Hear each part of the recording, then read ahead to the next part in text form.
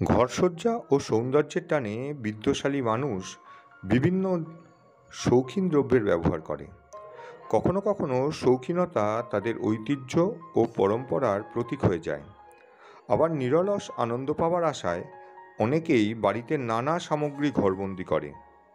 গৃহের শোভাবৃদ্ধির জন্য আধুনিক যুগের অন্যতম উপাদান হলো অ্যাকোরিয়াম।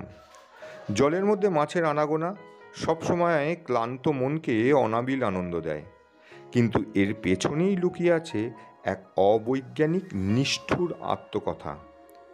অ্যাকোরিয়ামের বদ্ধ জীবন মাছদের স্বাধীনভাবে চলাফেরা, খাদ্য গ্রহণ, খাদ্য সন্তান, প্রজনন, জীবনযাপন নষ্ট করে দেয়। জীবন্ত লাশের মতো তাদের বেঁচে থাকতে হয়। নদী, সমুদ্রে মাছগুলির যে স্বাধীনতা তা তো অ্যাকোরিয়ামে থাকে না। তার সাথে নদী, সমুদ্র বা সংরক্ষিত উদ্যান থেকে বেআইনিভাবে এগুলোকে সংগ্রহ করা হয়। বদ্ধ জলাশয়ে সায়ানাইড জাতীয় রাসায়নিক মেশাবার ফলে মাছগুলি জ্ঞান হারিয়ে ফেলে, ফলে তাদের সংগ্রহের সুবিধা হয়। আর এর ফলে সায়ানাইড বিষক্রিয়ায় জলাশয়ের বাস্তুতন্ত্র নষ্ট হয়, তেমনি মাছের পরিমাণ কমে গিয়ে শৈবালের পরিমাণ বেড়ে যায়। অ্যাকোরিয়ামে রাখা মাছগুলির মধ্যে অন্যতম goldfish, glassfish, molly, tetra, angel ইত্যাদি। এদের আকর্ষণীয় করে তোলার জন্য অনেক সময় ফ্লুরোসেন্ট ডাই শরীরে ইঞ্জেকশনের মাধ্যমে পুশ করা হয়।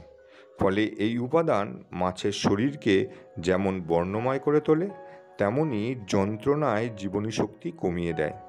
তাই সঠিক আইন প্রণয়নের মাধ্যমে দুষ্প্রাপ্য মাছ বিক্রয় ও অ্যাকোরিয়ামে রাখা বন্ধ করা উচিত। তেমনি মাছের দেহে বিষাক্ত পদার্থ প্রবেশ বন্ধ করা উচিত। প্রশাসনকে এর জন্য বাড়তি উদ্যোগ নিতে হবে। আমাদের ভিডিও যদি ভালো লেগে থাকে অবশ্যই লাইক দেবেন এবং আমাদের চ্যানেলটি সাবস্ক্রাইব করবেন।